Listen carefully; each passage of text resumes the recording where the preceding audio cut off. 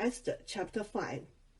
On the third day, Esther put on her royal robes and stood in the inner court of the king's palace, opposite the king's hall. The king was sitting on his royal throne inside the palace, opposite the entrance to the palace. As soon as the king saw Queen Esther standing in the court, she won his favor, and he held out to her the golden scepter that was in his hand. Then Esther approached and touched the top of the scepter. The king said to her, "What is it, Queen Esther? What is your request?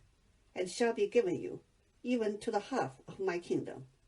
Then Esther said, "If it pleases the king, let the king and Haman come today to a banquet that I have prepared for the king." Then the king said, "Bring Haman quickly, so that we may do as Esther desires."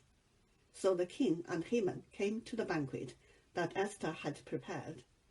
While they were drinking wine, the king said to Esther, "What is your petition? It shall be granted you. And what is your request? Even to the half of my kingdom, it shall be fulfilled."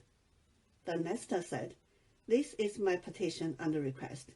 If I have won the king's favor, and if it pleases the king to grant my petition and fulfill my request, let the king and Haman come tomorrow to the banquet that I will prepare for them, and then I will do as the king has said."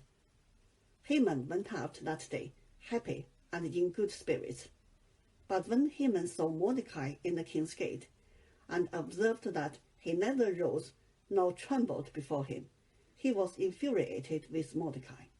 Nevertheless, Haman restrained himself and went home.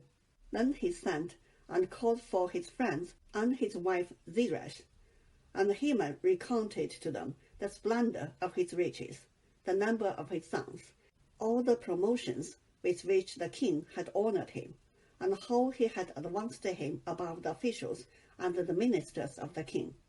Haman added, "Even Queen Esther let no one but myself come with the king to the banquet that she prepared. Tomorrow also I am invited by her, together with the king. Yet all this does me no good, so long as I see the Jew Mordecai sitting at the king's gate." Then his wife Zeresh and all his friends said to him, "Let a gallows 50 cubits high be made, and in the morning tell the king to have Mordecai hung on it. Then go with the king to the banquet in good spirits." This advice pleased Haman, and he had the gallows made. 以斯帖记第5章。第3日，以斯帖穿上朝服，进王宫的内院，对殿站立。王在殿里坐在宝座上，对着殿门。王见王后以斯帖站在院内，就施恩于他，向他伸出手中的金杖。以斯帖便向前摸杖头。王对他说：“王后以斯帖啊，你要什么？你求什么？